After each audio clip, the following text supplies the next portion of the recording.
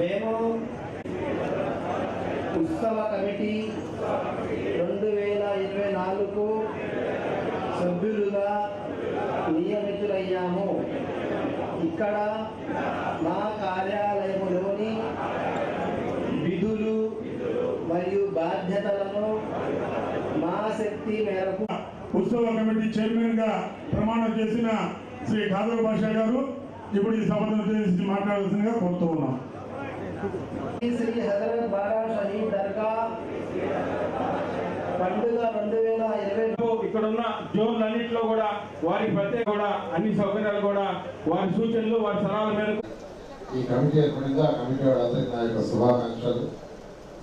చాలా సంతోషం మీ అందరితో ఇప్పుడు ఇక్కడ ఉంటాం. ఎందుకంటే 2014 నుంచి 19 దాకా నేను ఈ రాష్ట్రంలో మున్సిపల్ శాఖ మంత్రిగా ఉన్నాను.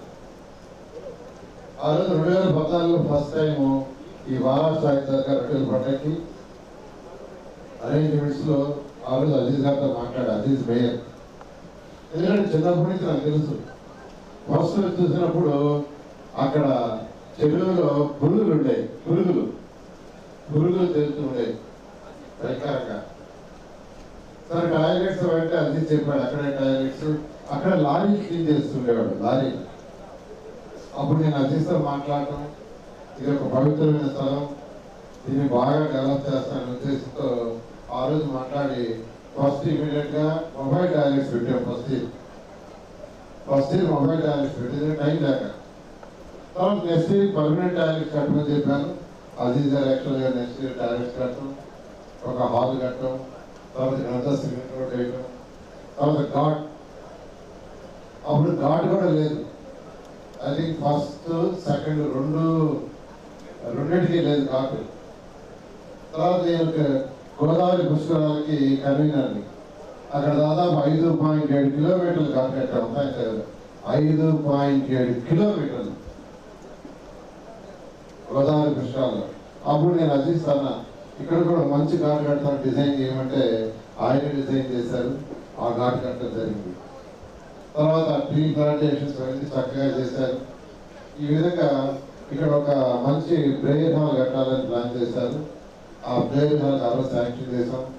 నేను ముఖ్యమంత్రి గారు కూడా ఒకసారి రొట్టెల పండుగ తీసుకురావటం, అప్పుడు 15 కోట్లు 20 కోట్లు కూడా శాంక్షన్ చేశారు.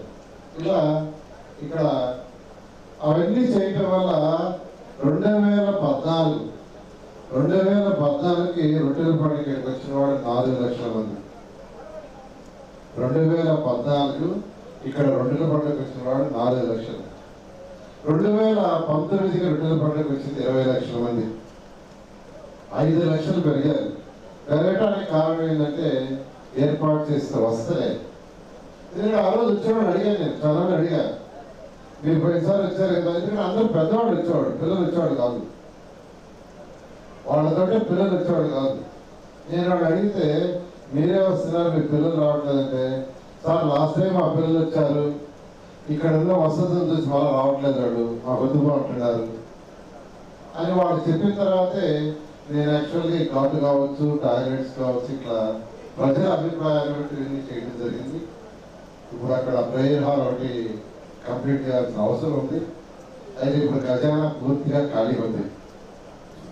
ఈరోజు ఖజానా టోటల్ ఖాళీ. ఎంత ఖాళీ అంటే ఈరోజు ఇక్కడ ఈ షాప్స్ వాటికి ఆక్షన్ వాడారు 1,57,00,000. నేను ఆ మంత్రి గారిని సెక్రటరీ పిలిచి మా 1,57,00,000 మాకు ఇచ్చేమని కూర్చున్నా, చాంబర్లో కూర్చున్నా. ఆయన కొన్ని సెక్రటరీ సిఇఓలు ఆ పుస్తకాలు తీసుకొచ్చి ముందేశారు. ముందేసి సార్ 33% మేము పట్టుకొని మీకు ఇవ్వాలా, అది చట్టం, ఏం చేయమంటారు చెప్పన్నారు. ఇక చట్టం చెప్పిన తర్వాత నేనేం చేస్తాను. సరే అది పట్టుకొని నా బ్యాలెన్స్ 1 crore ఇవ్వమన్నారు. ఆ 1 crore ఇస్తున్నారు. ఇది రాష్ట్ర పండుగ కాబట్టి కొంత ఫండ్ ఇవ్వమంటే ఒక 50 లక్షలు మళ్ళా పెట్టారు. ఒక 50 లక్షలు కూడా వస్తుంది. అది 1,50,00,000 వస్తుంది. ఐ థింక్ మున్సిపల్ కమిషన్ గారి ఎస్టిమేషన్ ప్రకారం 3,03,00,000 అవుతున్నట్టుంది. ఏదేమైనా మున్సిపల్ కమిషనర్ గారికి అప్పుడు చెప్పాను, ఈ పండుగని ఘనంగా చేయండి, ప్రజలకు ఎటువంటి ఇబ్బంది లేకుండా శానిటేషన్ కానీ, ఎక్కడైతే పార్కింగ్ పెట్టుకుంటారో అక్కడ డ్రింకింగ్ వాటర్